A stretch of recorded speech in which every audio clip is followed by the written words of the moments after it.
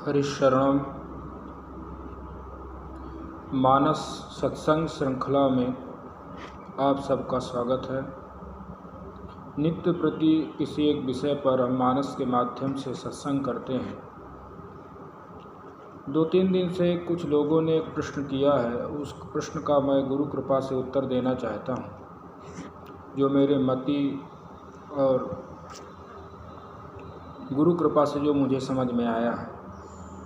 बार बार लोग ऐसा प्रश्न करते हैं कि महाराज, जो लोग पूजा पाठ धर्म कर्म ऐसा कुछ नहीं करते हैं और साथ में पाप कर्म में प्रवृत्त हैं, वो लोग अधिकाधिक सुखी देखे जाते हैं, और जो व्यक्ति पूजा पाठ कर रहा है, धर्म कर्म कर रहा है, उसे अनेक प्रकार से दुखी होते हुए देखा जाता है। तो इसका मूल कारण क्या है, क्यों ऐसा होता है? और लोग ऐसा भी कहते हैं, आपने सुना होगा कि भगवान भी हमारा नहीं सुनते हैं। तो मित्रों, भगवान का एक संविधान है और उस संविधान का पालन हमें सबको करना होता है। अगर कोई व्यक्ति सुखी दिख रहा है और वो धर्म कर्म में प्रवृत्त नहीं है, इसका मतलब है कि पूर्व जन्म का जो उसका पुण्य है, जो संचित रूप में जमा है, वो फलीभूत होकर के इस जन्म में उसे सुख प्रदान कर रहा है। और कब तक?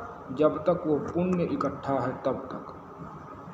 जिस दिन उसका पुण्य का बैलेंस ख़त्म होगा, उसी दिन से उसकी दुर्गति चालू हो जाएगी। और आप लोगों ने देखा होगा, बड़े बड़े नाम, बड़े बड़े लोग ऐसे हुए जिन्होंने बड़ा अत्याचार किया, कुछ दिन तक सुखी रहे, फिर बाद में देखो जेलों में किस प्रकार से उनकी दुर्दशा हुई है और हो भी रही है। तो सारा खेल जो है वो पुण्य का है। आपके पास पुण्य का बैलेंस कितना है? और देखिए, हमारे हिंदू शास्त्र में कई जन्मों का हिसाब है।